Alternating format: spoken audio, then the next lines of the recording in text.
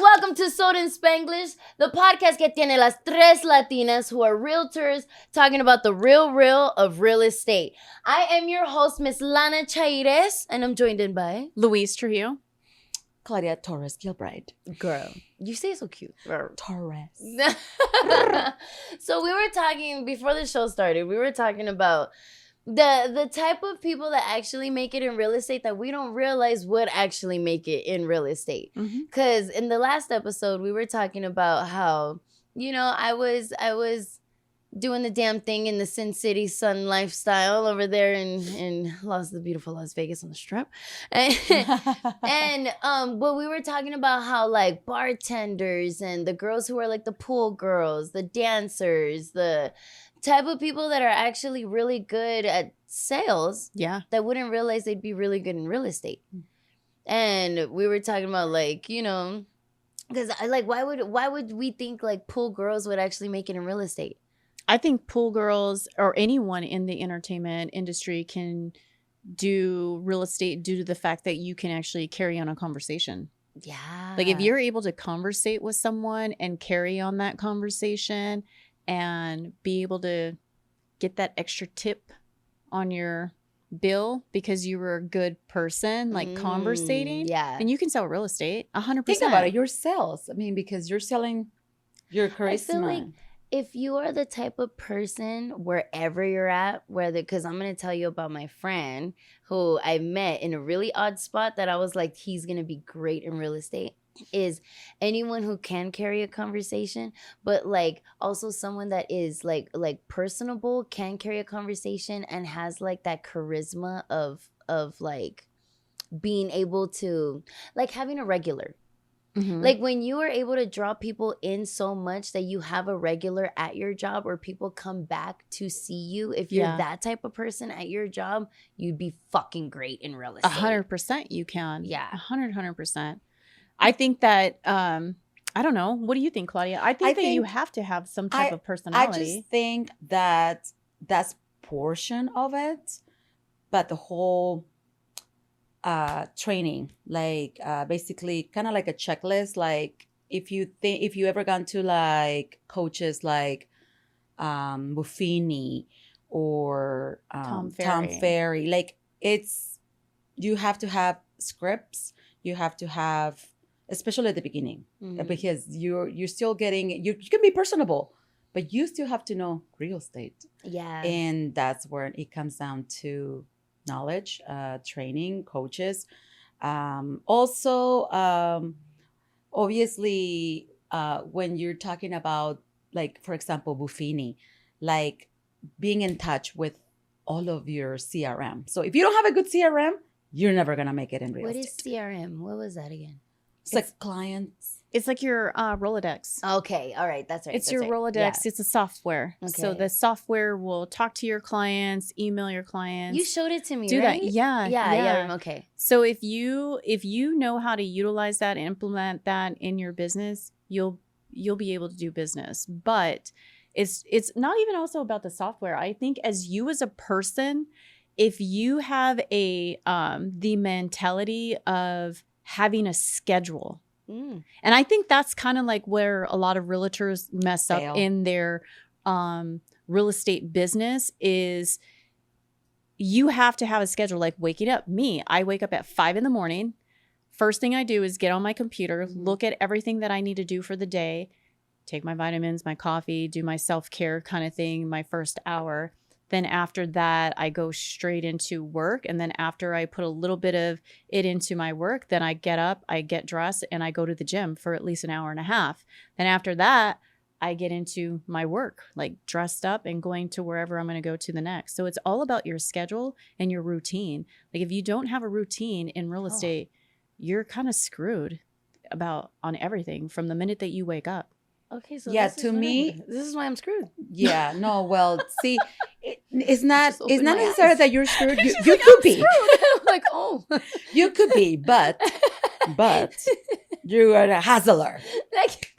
But you can hustle. But like I'm telling you, if you do not have a routine that you're implementing in your business, you're gonna fuck up. you're going to 100% fuck up. But I'm sorry, but you do need a good CRM. If not, you're still going to fuck up, because I know that you are very like methodic, but like she has a baby. She needs that CRM. No, you can use all the software and everything, but the software is where it comes in your training, right? You're going to get trained, or you're going to learn how to utilize your software. And once you get that software working on its own, you really don't need to go back to your software. I think you guys are both literally talking about the same thing, but not really. And I'm going to like about to tie it in. You are talking, you do need a CRM. Mm-hmm. But I feel like what Louise means is like with your routine, you better be checking that CRM. Better be making sure that it's on top. So get your routine open. So like, it's like, do wake up at 5 o'clock and make sure you're checking your CRM by 6 o'clock. So it's like, I guess you guys are tying it together. Yeah, for sure. But see, like the CRM can be emailing your clients. For you just have to be making sure that you reply. Mm-hmm. That's where it comes down to. Follow up. So it's follow up. It's understanding your programs, how to use your programs. So the point of real estate is that any of the software, the programs that they're giving to you to implement into your real estate business, you need to make sure that those systems are actually working on their own. Mm-hmm. So you're not wasting time fixing your software and making sure it's doing what it's supposed to be doing. Right. So once you start implementing all those into your business, you should be able to walk away from that for a little bit so you can focus out being out on the field and making cold call calls or sitting face to face with your client. Because on the back end, everything else is working itself. And like doing open houses. Oh, but see, okay, so tying it back all into, because the type of people that really are going to be good at this that we were talking about is like people who are top of the sales at their job. Yeah. Like if you are a person who does make a tip job, still considered type of commissions. Like if you're a car salesman, okay, you'd probably be really good at real estate if you're top of the line. If you actually know how to sell a car, even if you're like not number one salesperson, at least your numbers are up. Where it's like the people at the pool, you always have to upsell your liquor. Yeah. Or like people who are bartenders, you have to upsell your drinks. If you're a restaurant server, you have to upsell your food, your drinks there, whatever. So random as hell. So I met somebody. This is the person that I wanted to introduce Louise to, because I met him at T-Mobile, of all places. Right. I broke my phone. Okay. Like I have been having the worst issues with phones as of lately. And so I had to go replace my phone. And this is someone that I'm his return client. Like I'm always going to Bruno. He's like my guy. Yeah. And I go to him because he's personable. He's funny to talk to. He's stupid knowledgeable. Like he knows everything there is to know about a phone. Like I'll go in there and I'm like, bruh, I don't like, it's my camera's not working. He was like, oh, it's because you have this off or something like that. And I'm like, ida pendeja, you make me feel so stupid. Like he makes me feel so silly. I swear, but I'm like, I'll still admit when I need help, and you're like, don't call me Bruno. I call him Bruno porque se ve como Bruno Mars. His real name's RJ, but I'm like, your name's not RJ, motherfucker. Your name's Bruno. Like, so his name is saved in my phone as Bruno. And when I call him, I'll be like, hey, Bruno. And he's like, Lana, what's up, Lana? And he calls me, like, what's up, anal? Like, so, but he's like he became the homie, like, right away. And he's the one that I go to with my phone. And like I say, he's knowledgeable and he's top salesman in all of Las Vegas. That's awesome. And when I was telling him, I was like, I just finished my real estate school. And he was like, yeah, I'm actually kind of thinking about doing real estate. And I'm like, oh my God, Louise, I gotta introduce you. Like he's fucking great. So I'm like, random as hell. Is like, he is a salesperson, super random, T-Mobile, but it was like he would be perfect in real estate. And I think those are like the people that need to like yeah, because if you're attentive to detail, you're great. Yeah, because you remember the client, or like, oh yeah, he says something about the kitchen, like you remember. And now when you see a home that it's, oh, he's gonna love this. Yeah. But you have to be smart. Be like when they don't like white refrigerators or something like that, and be like, this one already comes with the silver one. Like, or how about you just buy one? Stop being cheap. Yeah. Or I'll give you some money out of my commission to get you a new one. Right? Like, it's so simple to accommodate your clients. You just have to be creative. You have to be creative. Yeah. What is the best way you've accommodated your clients? Like, what do you mean by that? Exactly what I just said. So, like, say, like, the one thing that's not going to have my client put an offer in and close on that particular home was because it wasn't a stainless steel refrigerator. I'm like, okay, if I'm going to be making $17,000 in a commission on this one, giving up $3,000, which I know is going to be a write-off for me, to make my client happy and remember what I did for them, I'm just going to buy you the stainless steel refrigerator. And then you save time because they already like the house. And every time they open that refrigerator, they're going to remember me. Louise bought me this fridge. Like, when I'm trying to be a fat ass Louise. At 2:00 in the morning when they're trying to get like their like cookies and milk, Louise. Yes. So it's like the little things that you can change a client's mind of keeping them from moving forward on a purchase of a home is just doing that little bit of thing. Like I said, don't let the money take over you as an agent and become greedy and just look at your client bitching and complaining when you can actually fix the problem. Exactly. So I do the same thing. If you can fix the problem, fix the problem. Because if it's only going to cost you a couple $1,000s, which is now going to be a write-off for you, and less taxes you're going to pay on that commission because you just gave up some of that money back to your client. So this is also like, it's a win-win beneficial because then on top of that, now they're like telling their friends like, she bought me a fucking fridge. Yeah, I know. Yeah. Go to Louise. Or when you give up a little bit of something knowing that it's going to help the buyer out or even the seller, like they are going to talk about it. Exactly, because you went beyond and they remember that. Yeah. They remember that. Yeah. So if you can play the game, it's like being a waitress, right? Right? I'll give you a free shot. Yeah. You come back and like, who wants shots? And then all of a sudden you gave them a one free round. Now they're buying the next one and then the next one and then the next one. So it's the same hustle. Like even with me, say like you have clients, like I have some clients that some of my friends are like, holy shit, like who I'm working with.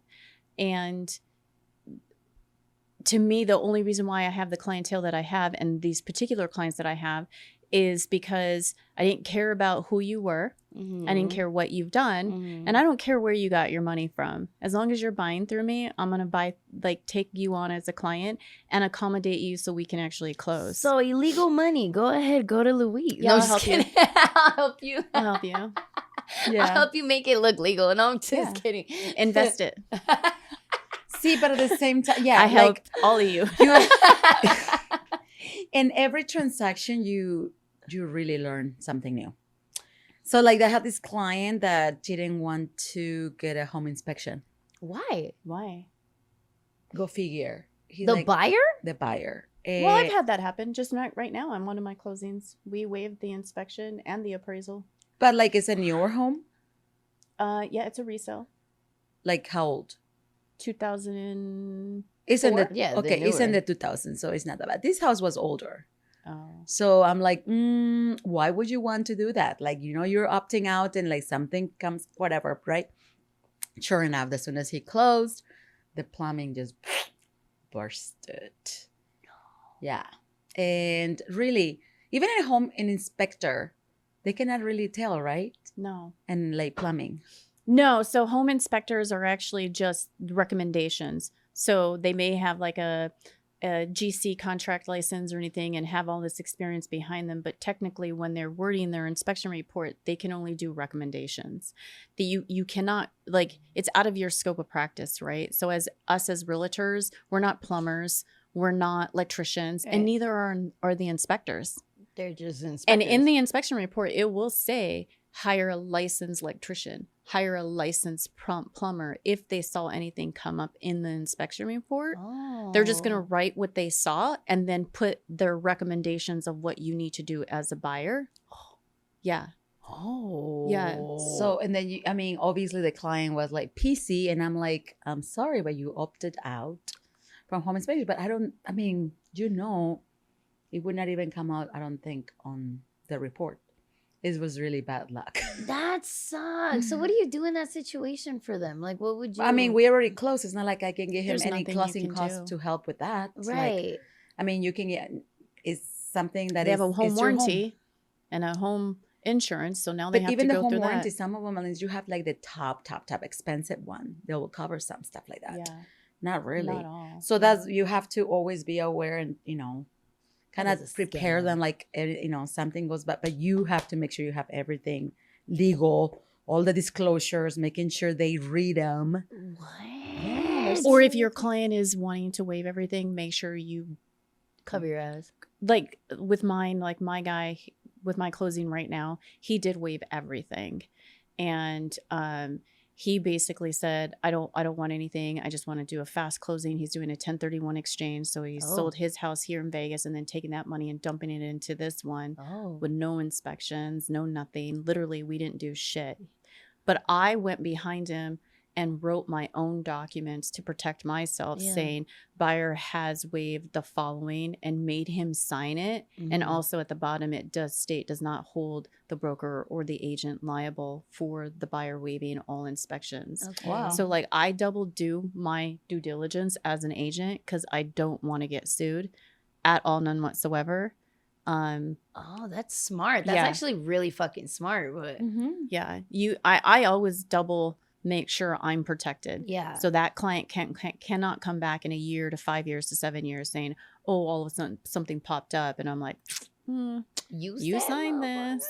Yeah. And you signed it multiple times. Not just what's required, but also the requirement that I made you. Yeah. That I made you do. So like there's even a document in Transaction Desk with the MLS, it's sight unseen. So if you have that document signed by your client, it's a sight unseen. Like I'm buying without seeing it, without even walking into it. Like if you have a client like that, you better have that signed. Why would you? What? I've done it plenty of times. No, why would people do that? It's more investors and cash buyers. Investors and cash buyers, or people out of state who are not here, who are just buying to buy. Even if it's like they saw the home on Zillow and they did the virtual tour and all this crap that's on the internet on this particular home, and they're hiring you because they're like, oh, we saw enough on the virtual tour, or hey, we want you to go and FaceTime us. I still make them sign that sight unseen document. Okay. I don't care. They weren't there in person. You weren't there physically. Yeah, because they won't see the trailer that's across the street or the basketball court of the fucking the and that's not my job to do. Yeah. So, I mean, I know some agents go out of their way to make a sale happen and they want to do like put everything up front. But the more you start going into stuff that you're not supposed to be doing as a realtor, now you're getting yourself into liability. Yeah, scary. So be careful. You have to be. I mean, there's people that loses their license and stupid stuff. Oh, so that wouldn't be like if you're willing to pay for the person's like what is it called, like the refrigerator or stuff like that. That's not like, and not, I know it's not commingling, but there's like no, what is that called, like where it's like against RESPA or something like that, to be like to pay somebody off or something like that. No, you mean like no, if you're giving it from your commission, you're good. Okay. You're gifting. You're but that's from your commission. That's more for like gifts, like after it closes. Yeah, you always want to, like, you should have something to give to your buyers when you close. So like most agents, you'll put something on inside the home, like welcome home to your new home, and you have a gift there. Yeah. Some agents give a Home Depot card that's like $2,000-$3,000, so they can get that new refrigerator or whatever, right? So like, but it's preferably to give it prior because you're not getting taxed. In the money because you're already like, hey, I'm gonna just give you a credit for your refrigerator on the closing. Yeah, like for instance, like the closing I just did with my daughter.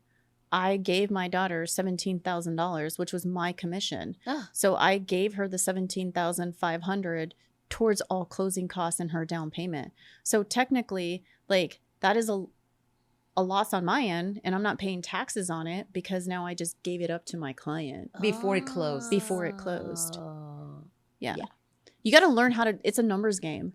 So like, you got to play with your numbers. Like with me, especially like if I'm like doing what I'm doing now, if I know I've met a certain like salary, or say my goal is from January to June, I want to make $150,000, right? Say I met that match. I know for the rest of the year, I need to start doing some type of write-offs and giving stuff out so I'm not paying so much taxes. Right. It's a business. I've never had that much money to fucking know this. And that's it's a business. But that's why you gotta play. There's a lot of hustlers out there that they don't quit their day job. Yeah. Because having a real estate gives you the ability to have extra income. And because it's not easy to be a realtor. I mean, we know a lot of agents that they just don't renew their license after 5 years? Yeah, 5 years. Because you still have to pay for the lot of dues and fees. And if you're not closing not even one a year to pay off for that, then a lot of agents rack up their credit cards just to be an agent until you start bringing in that money. Everything costs money. Yeah, everything. Oh, God. I mean, not to scare anybody who's wanting to become a realtor, but yes, you can make a shit ton of money in this industry, but you can also lose a shit ton of money being in this industry if you don't know how to use your money correctly and if understand the industry. Do it, because like you guys said, there's a lot of people who like they'll pay to get in the game, whatever, but they don't actually like do the cold calls. They don't go door knocking. They don't actually like go and try to find clientele. So it's hard when you don't know. Like when you don't have a mentor, it's hard to learn that on your own. Yeah, that's why it's like out. That's why it's like you have a license, you can look for properties that are really good deals and just flip. If you don't want to deal with clients. Yeah, but you got to have the money too, right? To do it. So like in order for you to start getting into the flipping or anything, like common sense is I never use my own money to make any type of investments. I use other people's money, including the bank. But there's so many good loans out there, like for short term, for flippers. Yeah. Oh, there's really good ones. Even some of them will lend you just with 1 year income. What do you mean? Higher interest rate. What do you mean? Well, it's like you can get a loan for the property, even if you're self-employed for 1 year. So there's a lot of, like especially for people that want to flip. So the interest rates are higher and you can invest. You don't have money out of your pocket and you use the money of the bank, but you know that property is going to sell like a pancake once you flip it. Oh. But that's why being an agent gives you that capabilities to look for the right deals. And it gives you like an advantage almost. If you're actually in real estate, then you can see all the properties. And there's a lot of ways to farm, a lot of ways to, I mean, it's a long story, but being a hustler helps and have personality, but real estate is not for everybody. You got to know your shit. I'm going to be honest with you. Like, you can be pretty and you can be a hustler and you can do whatever you want in this industry. But if you don't know your shit, your clients are going to know you don't know your shit. And they're going to go with the next agent. This before. Yeah, we have. You can't have like this front, like, oh my God, I'm a realtor and I'm this and I'm that. No, you better know your shit. And yes, a lot of people want to have a buyer and connect with that buyer. And you want to be like, oh, that's my friend, and make that person your friend. Yeah. But at the end of the day, your buyer is going to realize that either you know your shit or you don't know your shit. And it's just how you handle yourself during that transaction. Because a lot of the buyers, especially if you have like a really aggressive buyer or you have a really smart buyer who is wants to save a lot of money, you know? So they want to know that you're going to work for them, like literally work without calling them every 5 minutes. Be like, this is what we came across. This is what we came across. Like, what do you think? What do you think? Never call your freaking client and tell your client the fucking problem you're having. Yeah. Solve the problem. Try to solve the problem. And then let them know we had a big old problem, but I fixed it. Here's how I did it. Yes. Yes. Then it makes you look badass. They're like, listen, I fixed it already, but let me tell you what I had to go through. So I have one of my colleagues is dealing with someone that are completely like off their marriage. Like they are pretty much, I think they're going to get a divorce after this transaction. What? And she has to be in the middle, dealing with the both of them, because basically they want to sell their property probably because they're gonna get divorced. Oh, they're preparing, and who do you think? And then they go to the agent, and she's in the middle. It's a hassle. You have to be a psychologist. I just went through one of those. Really? Yes. It was crazy. So like in Pahrump, I actually did it in Pahrump. Oh. And I know them very well. I know the couple very well. I've known them for a minute now. But then now they got a divorce, and they're like, I'm calling like. She's calling me like, you're my realtor. He's calling me saying, you're going to be my realtor. Like literally. Oh, is that the dual agency that you're working on? No, this is a whole different transaction. I don't know if you want to be a dual agent on those. Not on that one. No, I won't do that. But I had to literally like sell him a property, right? I sold him a property. And we went through a full transaction, everything. But she's calling me wanting to know, where did he buy? How much did he buy? Like, you need to have him buy this. And I had to tell her full disclosure, like, I am so sorry, but you guys are no longer married. And I cannot disclose anything. There's a reason why they're divorcing you. Yeah. And I told her, I was like, I can't say anything. It was her. It was crazy because too much. You have clients. You're going to have clients that are going to call you and vent to you and talk shit about the spouse. Yeah. And you got to play it off like, you don't know shit. Mm-hmm. Oh, I'm so sorry to hear that. And then she's calling you, talking shit on him. And you're just kind of like the middle person of trying to make sure you don't like overstep your boundaries with the clients. Oh, I'm fucked. Yeah. You have to totally like, and the only way I shut her down is I had to put it in writing. Full disclosure, I just need to inform you I can no longer talk to you in regards to your ex. You guys are no longer married. And unfortunately, I cannot disclose to you. And people hate that. Especially when you've been with somebody for so long. And then you're friends on top of that with them. We're friends with them. Yes. Yeah. So she's calling you for the cheese man. You can't even tell her the cheese man because it's like, this is still my job, bitch. I know we're friends, but this is my job. Yes. And I had to tell her, like, literally. And now she's looking at you like, oh, you're on his side. No. This girl was like, don't worry about it. I found out where you sold his property. Like, I found out where he's at. And I was like, private investigator. No, she's a private psychotic bitch. But Pahrump is a very small town, so you can find out anything and anything about someone. So it's easy to find out. But at the end of the day, I'm just like, man, what clients try to get away with because they know you, or you built a good rapport during the transaction that they think that they can overstep their boundaries with you. And that's, as you as an agent, you need to identify that and say, no, you're going to cost me my license. Yeah. Oh, totally. You don't want to be dealing with that. Oh, fuck. Okay. And it's hard. It is hard to try not to cross over those boundaries because of the rapport and the relationship that you build with these people. And no matter how friends they are, you need to get everything signed. Yeah. Because I'm going to tell you, 7 years from now, something's fucking hit the fan. And they're coming back after they're going to you. easy throw you under the bus. Yes. Hell yeah, they would. Yeah. Friend or not friend. Yeah. And then they're going to use you didn't even tell me where my husband lived. Yeah. Ex. Yeah. Ex or not, but you didn't fucking tell me you're not a loyal friend by signing off Louise Trujillo said. Yeah. That's fucked up. Yep. Yeah. But that being said, because these are like a bunch of things that we just don't genuinely know, that we don't get taught in school.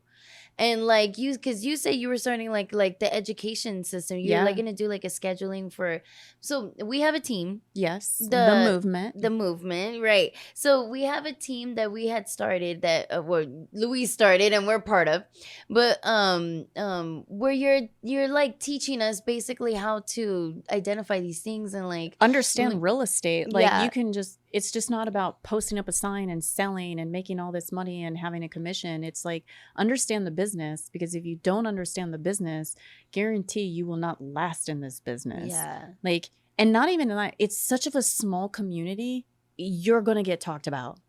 Yeah. Literally within our community. Yeah. I'm scared. They're all going to be like, it's like any job, right? You got some person in that job, in that little building you're in, talking the shit, spreading rumors. It's the same thing. It doesn't matter how big where you're at or how small the people you're around. It's the same fucking shit all the time. But if you want to stay out of it, don't entertain it, and make sure you know your business. Like, that's like the main thing. And I think that's where a lot of new agents mess up at, is coming in here and all of a sudden you made your first big check and you're like, I'm the shit. No, you ain't. You're not. Make that check last. Yeah. Be thankful that you were able to do that transaction. And how about set another goal and put with yourself is, how many times can I do this, instead of flexing on your money, you know? It's about the mindset. And the mindset is the first thing when you wake up. Obviously, you do like 5 a.m. The routine, yeah. I have to take the kids to school. But we all have a routine in life. I think everybody has a routine. If you wake up at 1 in the afternoon, if you work at 10 in the afternoon. Like we all have our own routine. It's just in a grinding industry where you're an independent contractor, you better have an amazing routine. You are the CEO for you to be successful of your own company. Like literally. And I say it all the time, even with my girls who are independent contractors as being tattoo artists, like they have a routine. Like my youngest one, she doesn't go into work until 1 in the afternoon, but works until midnight at night. Ugh. But she'll sleep that whole entire time, which is crazy to me because I'm up at 5 and I'm like, who sleeps at 1 in the afternoon? You know, like your daughter, a full day at 1 o'clock. Your daughter? Yeah. So I'm always on her ass. But then I don't. Well, and then I realize like, oh, she has her own routine. She's up by a certain time. But she's working from 1 in the afternoon until midnight. But that's one of the conversations to have about being in America. In Mexico and Spain, we take a siesta. And that gives you a siesta. It's a nap. Ah. Yeah. Like we close the businesses by 2 p.m. and we reopen by 4. What? Yeah. Must be freaking nice. That's crazy. Yeah, it's a thing. They do that in China too. Yeah, because only America it's like work, die.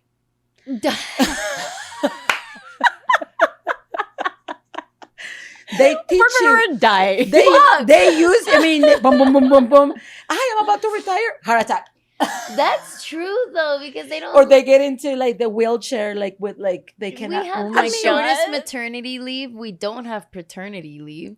No, I had my oldest daughter. Good luck. Yeah, you have to be like in a company that they really care. And like Fairway Home Mortgage. But it depends too. I mean, it depends on your lifestyle too, right? I mean, like as single moms, when I had my oldest daughter, I was back at work in 2 weeks. I was back at work in 4. Yeah, I was literally back at work. I've been in lending since 2004.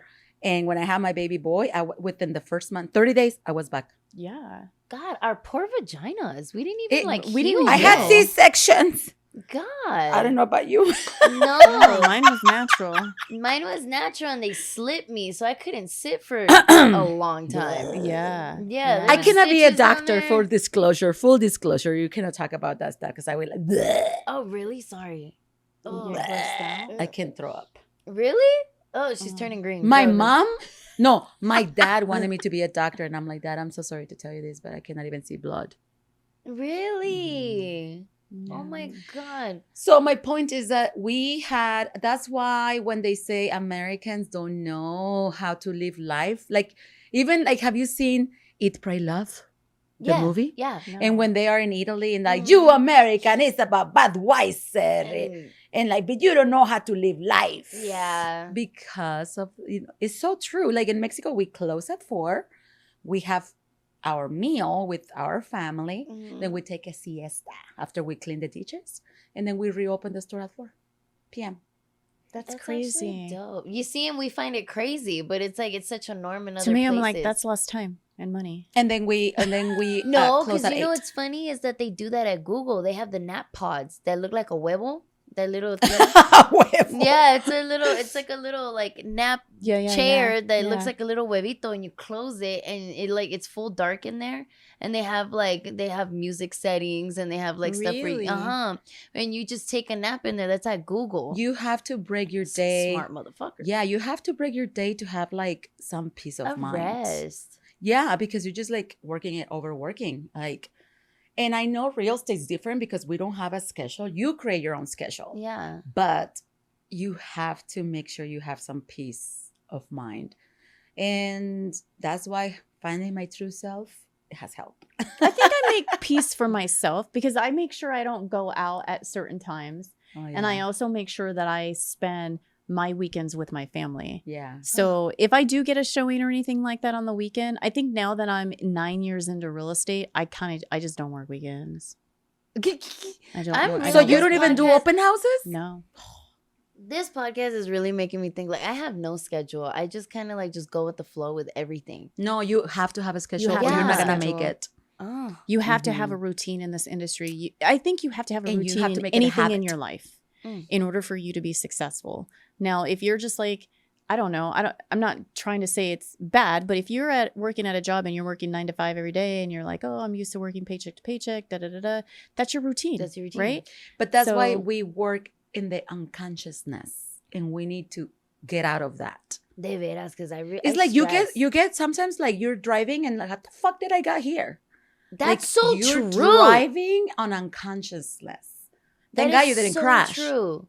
But that's because sometimes I'm like, I lose time when I'm driving because I'll be thinking of like everything that's going on because I'm like, oh my God, there's something that I was supposed to do on Thursday and I don't remember and I don't remember and I remember. And then I'm like, oh yeah, it was Louise or something like that.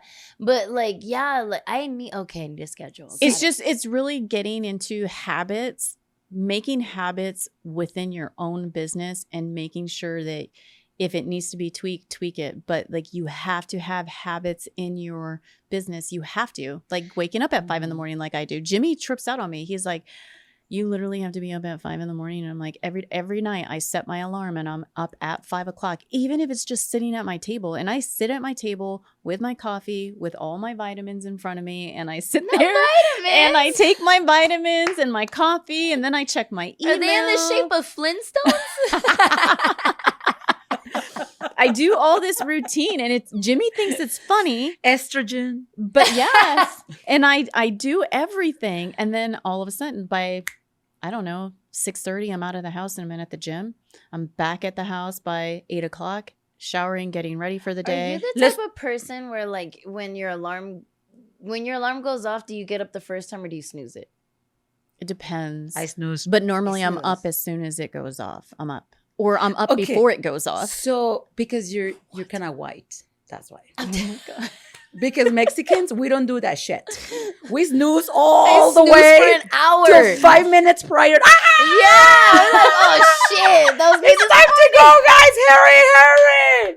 Throwing all that's why your car looks the way it looks. Bitch, that's me and her. Because I'm like, that was I go to my son's room and turn off his alarm.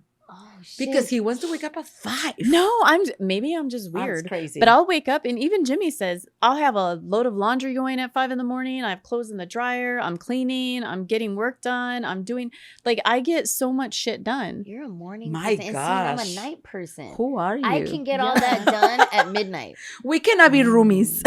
Yeah, right. And then the funny thing is that Jimmy even like we'll be fighting the whole bitch, day. go to bed. Jimmy tells me all the time, you walk in this room like you're the Kool-Aid man. Because I just walk in. Maybe you need the house with the casita so you can go. You need the house with the casita so you can go to the casita. Yeah. She needs her man cave. Get to the back, bitch. Or tell him to go to the. Can you tell us about the new build? No. So is it better resale or new build? For me right now, I'd rather buy a resale. I like the houses with the casita. Get that one. I know, me too. Yeah, but so I'm gonna go look at it. Yeah, especially like if you wake up at 5 a.m. 5 a.m. is crazy. So my kids, we have to be at school by 8. You know, I'm always there by 7:59. My kid always gets so mad at me. Let's go there earlier, girl. Because he's so white now. He's so white now. I always like.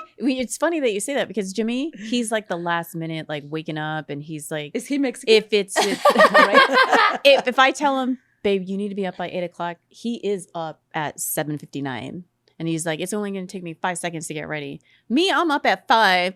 Getting ready, getting everything done, doing what I need to do in between, blah, blah, blah, blah, all this other stuff. Woman. But he literally will wake up like Yeah. a minute or 2 minutes before because us they don't have wear to leave. makeup. And it gets me pissed.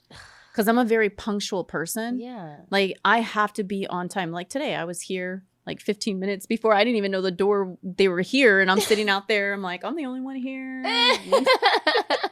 Yeah, she's so white. She's always early. And then I'm like, it makes me like rethink, like, oh my God. Are you a Trujillo for sure? A lizard? No, Trujillo? I don't know. I think because I was She's a always Trujillo. taught. Like, Trujillo. yeah, Trujillo. right? Yeah, Trujillo. I was literally Don't call taught, me like, you yellow. have to, you should always be 15 minutes early.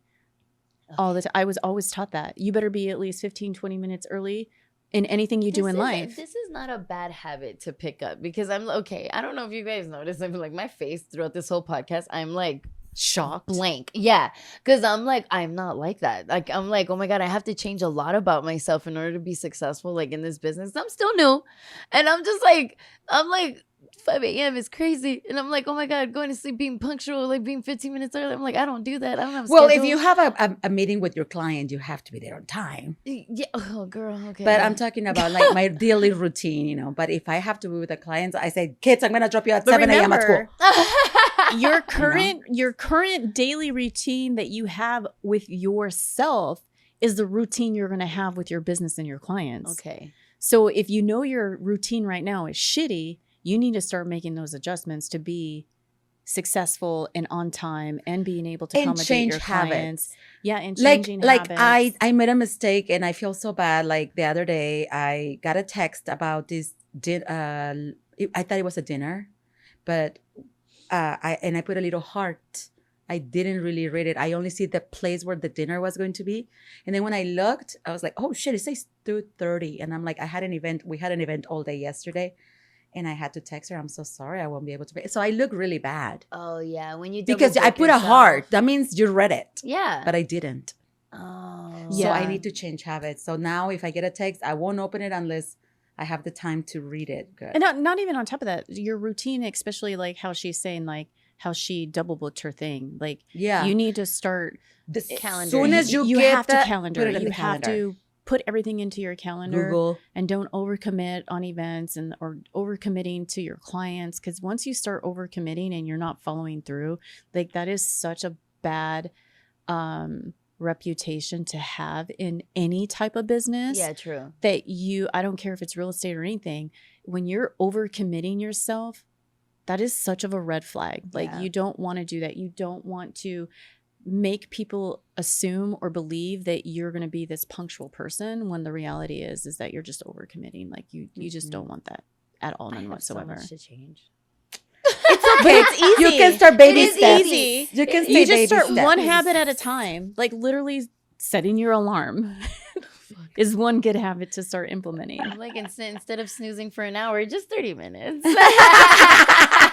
I think like there's so many good influencers. I would say more like if you follow any multi-billionaires, and if you watch their podcasts or you watch any of their stuff currently online right now, guarantee that they're going to talk about their life schedule and that they had to focus on themselves before they became the person that they are now in their industry. Because if you can't be this top-notch hustler if you can't even keep your life organized, right? So like if you're disorganized and you don't have your shit together within your own self, loving yourself, self-care, getting up, taking care of you, how are you going to take care of your business? How are you going to take care of your clients? Orale. You have to be completely like focused in what your goals, first of all. Yeah. What is what your goal? Okay, how many houses you want to sell in the month? Okay, what do I need to do so it's like a roadmap and you put always your why in the middle. But it starts with you. I was going to say, because that's a good thing, because that's a lot of the things that I do is when you have like the big goal and then you like outline it to smaller goals to be like, okay, what can I do today to get to the big goal? Because a lot of people think they can just start here and then all of a sudden I'm here. Yeah. Like, dude, you cannot go here when you're here. Yeah. Like, there's steps you have to follow and clean up and let go of some bad shit that you carry. Because in order for you to actually keep climbing that ladder, you have to literally start implementing new things in your life that can help you get up further up on that ladder. And I think that's where a lot of people make mistakes in business themselves is they're like, just because your mommy or daddy or maybe yourself were financially to open up a business. But at the end of the day, anybody can open up a business, dude. With like money, anybody can. The hard part is to maintaining it. But how are you going to maintain it? How are you going to keep the client flow going? How are you going to keep the money flow going? How are you going to keep implementing all whatever policies, procedures, and having your employees or anybody respect you if you don't have a structured company and the structure comes within your own self, right? Yeah. Girl. Can I just say that you have a new talent? Me? That was the quietest sneeze I ever heard in my life. Oh, girl. Let me tell you. Squirrel. It was like. The funniest thing is I was scared as fuck because I'm like, this is either gonna come out really loud or it's gonna come up the other way, or my tampon's gonna fly out. I was like, thank God none of the three happened. I was like, all right, cool. I did that. I thought it was a talent. See, I'm glad you've noticed it because I was like, yo, like, there's a lot going on. I was like, wow, really? Bless you. Pinche Claudia. The fucking squirrel. And on that fucking note, look at us. No, okay, so like, in all fairness, before we end the podcast, because I'm really thinking of like myself as a new real estate agent and people that are watching that are like wanting to do real estate, because we were talking in the beginning like you really could do this if you're a bartender, if you're this and that, Hustler. but and hustler and stuff like that. But I'm like, there are a lot of things that like me personally, even though I already went through the school and everything, I'm like, I have to tweak and adjust a few little things in order to be successful, because it's like it's more than just real estate, it's like your business, it's everything. Like I think a lot of people have like this perception of it, right? Like totally different. I did when I first started. I'm like, dude, I'm gonna make a shit ton of money and I'm gonna do this and do that. But the reality is like you can make a lot of money, but you can also lose all that money you're gaining because of the lack of self-care and discipline that you're not implementing in your business. Because if you do not take care of yourself and understand what you're doing and everything else that you're doing, you're going to fail very quickly in this industry, so quick. And people are going to see it. Yeah. Like they're going to be like, this girl's a hot mess, like doing all this. And people are going to be able to see like how you're presenting your business, right? You know, because of how you walk into that door and how. Okay, you heard the information. Okay, listen, they're telling me this is coming from Miss Claudia and from Miss Louise Trujillo. These are my mentors. Okay, if you guys need the information that we're giving you today, because I'm like, we're making a whole group called the Movement. These ladies want to help you, okay? These ladies want to give you the proper direction and the proper information to do all of this, which is why we're doing the school and everything, which I can't wait to get the schedule and sit down for that. and do your goals. Yeah. You have to. It's important to have them in writing. You have to have goals. You have to have a business plan. And if you don't know how to create a business plan, ask ChatGPT. Like, ask for a business plan. No, there's a new one called Claude. Yeah. What? Claude. It's like my tocayo. It's Elon Musk's. What is it? What is that? Claude. I've never heard of that. Yeah. What does this do? So a Claude is actually a really good one. It does like spreadsheets AI? for you. It's more business savvy than ChatGPT. Whatever. I don't know. This is another conversation. Yeah, sponsor us before we shout you out. Yeah, I know, right? What is this, Claude? All right, motherfucker. Okay, no, we're just skipping this ask part. whatever artificial intelligence for a business plan. Yeah, but and just fill it out yourself. Yeah, you have to. It's gonna give you a blueprint. We're turning in really lazy with artificial intelligence. Well, I think it's not even tool. that. It's a helpful tool. I think it is. But I think like if you're going to do any business, you should have a business plan already set up before opening up the business. You don't go fucking open up a business and not have a plan. We'll just get stupid. Yeah, before we get off, I'm like, the thing with the business plan is people never understand that you may have a product that people are in demand of, but you don't know the numbers. Correct. And that's what investors want to see, is they want to see the return on investment. So they want to see like, how much are you selling it for? How much do you buy it for? Then how much you're selling it for? What's the target audience? How much are they going to pay? How often are you going to actually be able to sell this? Is it a seasonal thing or is it a one-time thing? Business plans are a lot more in depth than you think, and it actually makes people think about their business, because it's like, oh, there's a lot more to a fashion line than just fashion. It's a lot more than that. Or like, I actually learned that like a Netflix, like I didn't know that you just don't hand over a DVD to Netflix and be like, hey, do you want to put this show on there? It should be great. You have to know like the ins and outs of like languages and all this stuff for like Netflix. And I'm like, I had no idea of that. The protection laws and stuff like that. Everything. So it's like, knowing a business plan, especially like whether it's for a restaurant, for movies, for real estate, for anything, I'm like, business plans are actually if you ask ChatGPT, it gives you more in depth what it is that you actually need for your business, because a lot of people don't know. Yeah. A lot of people just don't know that there's like, what the fuck is return on investment? What's Yeah. ROI? Yeah. So that being said, guys, we want to mentor you. I am the new one, so I can't really mentor you yet. We'll be walking around like holding hands, like learning this shit to like as newbies. She will be mentoring together. you guys. Give her a year. I give her a year, and she'll be mastering this industry. Honestly, yeah, I give myself You're so lessons. smart. Yeah, I'm trying my honestly, best. I'm trying my best, and I'm learning and soaking it in. But it's because I genuinely do have like with some of the best fucking mentors in the world. Like I appreciate you, ladies. But no, don't. Oh no, fuck you guys. No, don't get gay. Hey, either. fuck you like, back. Oh, no way. Wow, Claudia. Samantha. No. Oh, honey, I wasn't born yesterday.